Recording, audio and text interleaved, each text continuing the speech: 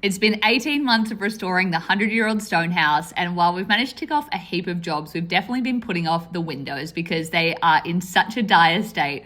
But this week, we finally committed to getting these windows fixed. So took off all the old rusted tin, the asbestos sheets, and any old windows and fixings, and then cleaned up the windows. They were ready to install the new frames. And this week happened to be so insanely hot. So Vaughn's dad bought me up an old recliner so I could have a few naps in between. What a legend. We love Vaughn's dad. But thankfully, not every single frame had to be fully rebuilt. There were two that seemed like we could keep them in if we could just get them back into place because they'd come out of the wall. So we basically just banged them with the mallet and prayed that it wouldn't make the whole wall collapse in the process, which for the most part, I'm pleased to say it did not.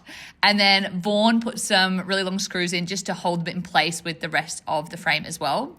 And then it was time to address the problem windows that needed complete new frames. And thankfully, we've still got a heap of wood left over from the veranda that we could use because to get this much Jarrah wood would be so expensive. So for these frames, we had to not only put in the wooden frame itself, but also make a new lintel for the top to hold up the wall above it. So we measured that and measured the frame to make sure they fit the windows in. And in case you've forgotten, these are the windows that we built and glazed ourselves last year. So nice to see those finally going in.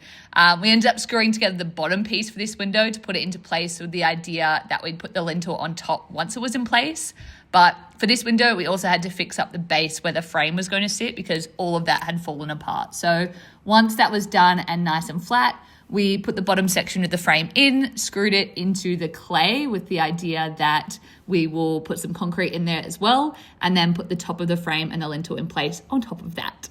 And then for the next window, we actually had to do this the opposite way, doing the top first because that entire wall was being held up by that one bit of wood here.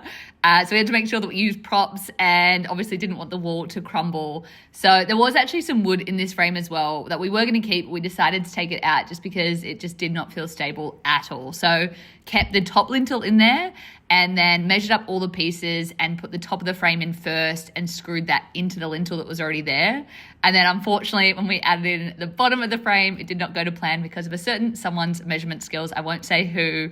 So we decided instead of trying to build that up to add another piece of wood to the top instead. And then the back room was the last of the 6 windows. And this one was actually really straightforward and we smashed it out really quickly, which was a nice way to end. Now, this isn't the finished product. All of them will have alcotraves put on. So these frames actually won't even be seen once we're done. But considering how long we've been putting off this job, it actually turned out really good. And now we can start to fix the walls up around them as well.